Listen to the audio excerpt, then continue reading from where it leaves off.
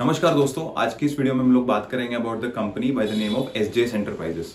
First of all, मैं इस company में इन्वेस्टेड हूँ, तो प्लीज टेक माय ओपिनियंस और my views based on that context. हो सकता है मेरे व्यूज बहुत ज़्यादा बायस्ड हो, so please consider this fact that I am invested into this company. Talking about the business of the company, तो ये कंपनी डेकोरेटिव एस्थेटिक्स में काम करती है, जो ऑटो एंड कंज्यूमर वर्टिकल्स में इन्वॉल्व है। ये कंपनी डिजाइनिंग और मैन्युफैक्चरिंग में इन्वॉल्व है। ये लोग जैसे टू व्हीलर्स के या कार्स के लोगोज हो गए, 3D डायल्स हो गए, डीकैल्स हो गए, या कार्स के बॉडी ग्राफिक्स हो गए, ये सारे चीजों में इन्वॉल्व है, जो कि ऐसी चीज है जो गाड़ी का लुक इनहेंस करते हैं। अब सिर्फ गाड़ी में नहीं है, इन लोगों का 40% of the revenue comes from the bikes, 40% of the revenue comes from the cars, and around about 7 to 8% का बिजनेस जो इनका कंज्यूमर इलेक्ट्रॉनिक्स से आता है। तो कंज्यूमर इलेक्ट्रॉनिक्स में ये लोग जो कीपैड वगैरह होता है उसका डिजाइनिंग और मैन्युफैक्चरिंग करते हैं, और बाकी 10% एक्सपोर्ट से आता है। तो कंपनी के बारे में बात करूं तो एसजेएस बेसिकली 3 फ्रेंड्स ने चालू किया था। 2015 में 2S they exerted this company. J for Joseph is still active into the company. He is essentially in a way a promoter of the company, क्योंकि उनके पास अभी 20% शेयर्स है। सो वो मिस्टर जोसेफ कंपनी का ऑपरेशन संभालते हैं, and the other most essential man of the company is mister Sanjay Thapar, जो कि कंपनी के सीईओ है। Mister Thapar is responsible for the strategic aspect of the company, कि कहाँ पे एक्विजिशन करना है, कहाँ पे एक्सपैंड करना है, इन सारी चीजों का responsibility is with mister Thapar, versus mister Joseph takes care of the operations part. Overall company के बारे में बात करूं तो कंपनी का सेल्स ग्रोथ काफी स्ट्रांग है, अर्निंग्स क्वालिटी बहुत अच्छा है, because it is backed by very good cash flow. Working capital का हालत भी बहुत अच्छा है when I compare it to the overall auto ancillary space.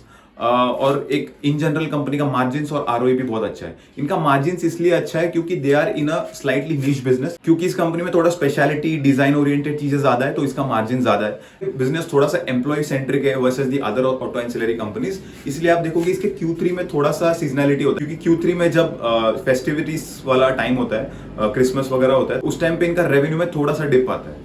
So that's how the business works. Company ने पिछले कुछ सालों में काफी अच्छे एक्विजिशंस किए। One of it is Walter pack. Walter pack के एक्विजिशन के बाद से इनके पास इनमोल्ड लेबलिंग का एक स्पेशलिटी आ गया है। इसके साथ साथ वॉल्टर पैक इंडिया के आने के बाद से इनके पास एक स्केल का भी बेनिफिट इनको मिला है। इसके साथ साथ एक एक्सोटेक प्लास्टिक बोल की कंपनी ने इन्होंने एक्वायर किया था, उससे इनको क्रोम प्लेटिंग का बिजनेस इनके पास में आ गया। क्रोम प्लेटिंग मतलब वो जो अगर आप when you go and buy a car, या when you go and buy a car, I think ये मोस्टली कार्स में ही होता है, because I am not sure कि बाइक में भी क्रोम प्लेटिंग होता है या नहीं। तो कार में when you go and buy, you get to buy those different type of chrome plates for your car. एक डेकोरेटिव या एस्थेटिक लुक आता है आपके कार को when you additionally put those chrome plates. तो ये जो क्रोम प्लेट्स है वो बनाने का काम ये एक्सोटिक प्लास्टिक करते हैं। बात करें इस क्वार्टर की, तो इस क्वार्टर में कंपनी ने बहुत अच्छा रेवेन्यू ग्रोथ दिया है, 25% का रेवेन्यू ग्रोथ है। EBITDA has grown year on year 40%। इनका margin in this quarter was at almost all time high, which was like 29%।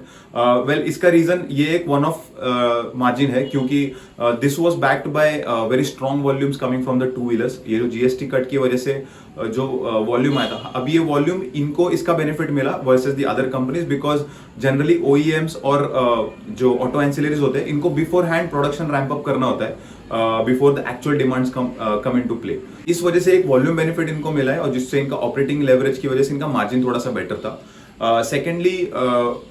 Secondly थोड़ा सा इनका प्रीमियम मिक्स भी बढ़ गया, so that actually help in the margin expansion.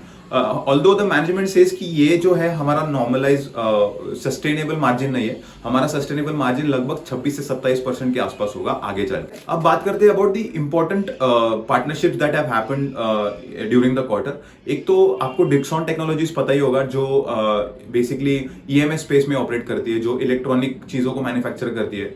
सो इन्होंने Dixon के साथ टाई अप किया है, so that they get more exposure to consumer electronics related designing and those kind of things.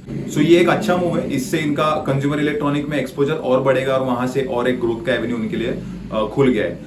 हमको ऑलरेडी इल्यूमिनेटेड लोगोस कभी कभी कोई कार्स में देखने को मिलते हैं, सो इस पे ये लोग और काम कर रहे हैं। आगे चल के ये भी हो सकता है और ग्रोथ कंपनी को दे। एक और अपडेट है इस क्वार्टर में कि कंपनी ने consciously domestic two wheeler industry से एक्सपोजर थोड़ा सा कम करने का प्लान किया है। सो अगर हम डोमेस्टिक टू व्हीलर्स की बात करें तो मैं आपको एक चीज बताता हूँ जो मैंने टीवीएस मोटर्स के कॉन कॉल में सुनी। सो टीवीएस मोटर्स की मैनेजमेंट ने ये बोला था कि हमारा जो ये जो इंडस्ट्री है हालांकि टीवीएस मोटर्स ने भी इस बार कुछ 24% का ईयर ऑन ईयर ग्रोथ दिया after this GST cut related thing.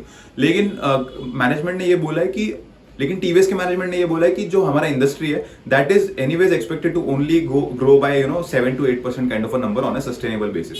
तो 7 to 8% kind of a growth number पे SJS cannot keep on consistently growing at at a 20-25% kind of a rate. So अगर इनको ग्रो करना है तो इनको थोड़ा सा इंटरनेशनल जाके वहां पे मार्केट शेयर गेन करना पड़ेगा। सो यही स्ट्रैटेजी कंपनी ने अभी अपनाई है। इन्होंने बोला है कि अभी जो एक्सपोर्ट कुछ 10% के आसपास है, by the next 2 odd years by FY28 वो लोग उस एक्सपोर्ट को 15% तक लेके जाना चाहते हैं। अब ऑलरेडी अभी रेवेन्यू जितना है वो रेवेन्यू भी ग्रो होगा और रेवेन्यू ग्रो होने के बाद उनका परसेंटेज ऑफ एक्सपोर्ट भी बढ़ेगा। So you can see the kind of growth that they are expecting from the exports.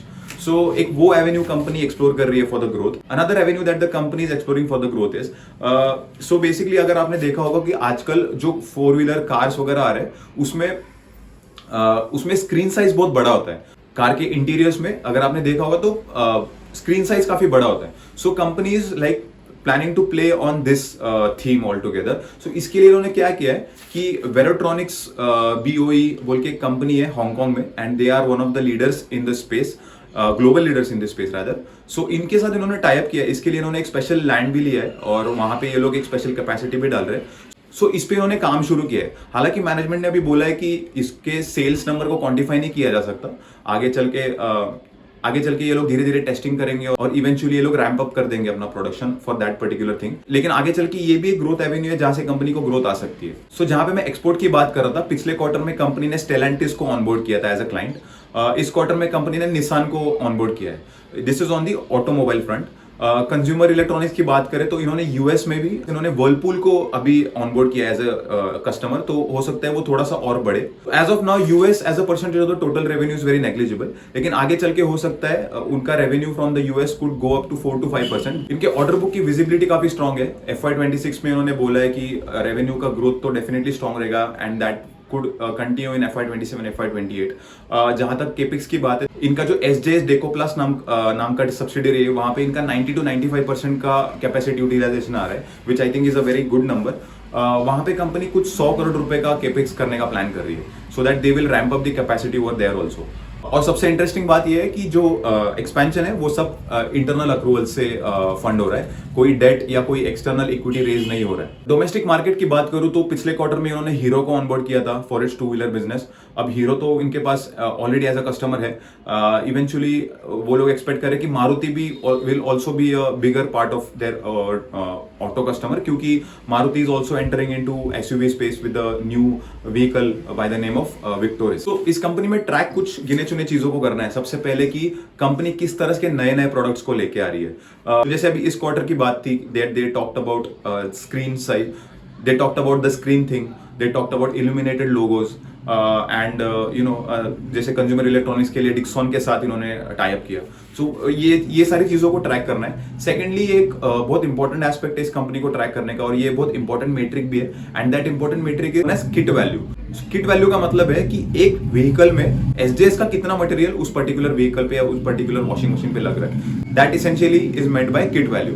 So as of now kit value की बात करूं तो एक कार में SJS का कुछ 1200 से 1500 रुपए का मटेरियल लगता है। सो आगे चल के मैनेजमेंट बोल रहे हैं कि उसको वो लोग 3 to 4x बढ़ाना चाहते हैं।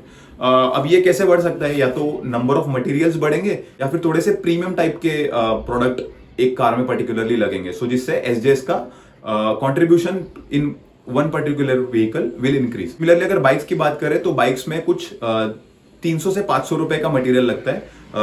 300 से 500 रुपए का किट वैल्यू है for one particular bike. So that they are wanting to expand by around 1.5 to 2x। Similarly अगर कंज्यूमर इलेक्ट्रॉनिक्स की बात करें, कंज्यूमर इलेक्ट्रॉनिक्स को वो लोग एक्सपेक्ट करें कि अराउंड 50 to 150 रुपीज का अभी का एक्जिस्टिंग किट वैल्यू है, उसको भी ये लोग 3 to 4 टाइम्स एक्सपैंड करना चाहते हैं। So that's what the company's plan is. So मैं वैल्यूएशन के बारे में बात करूं तो valuation of the company right now is around 21 times is 1 year forward EV/EBITDA। So ये बहुत सस्ता वैल्यूएशन भी नहीं है, it's pretty much at a fair value. Fair value में इसलिए बोल रहा हूं क्योंकि ये जो बिजनेस है it kind of deserve some premium, क्योंकि it is backed by very good cash flow, it is consistently growing and it is having good ROEs। इसका ROE लगभग कुछ 18 से 20% के आसपास का है and it has managed to keep that kind of number intact। So that's the reason why I think कि this it deserves some premium. But the risk to this valuation is कि it is got everything factored into it. आज के time पे जो price पे ये trade कर रहा है उस प्राइस पे ऑलमोस्ट सारा कुछ एक्सपेक्टेशन बिल्ड इन है. सो अगर यहाँ पे डाउन साइड की गुंजाइश है. अगर किसी पर्टिकुलर क्वार्टर में कंपनी किसी तरह से रिजल्ट पे डिसअपॉइंट करती है, या तो मार्जिन फ्रंट पे या सेल्स ग्रोथ फ्रंट पे, तो हो सकता है हमको प्राइस में थोड़ी सी डिसअपॉइंटमेंट देखने को मिले. But otherwise I think the company has been very consistent. Management ने तो बोला है कि इंडस्ट्री से अराउंड 1.5 to 2x रेट पे ये लोग ग्रो करेंगे, and they have been performing that way.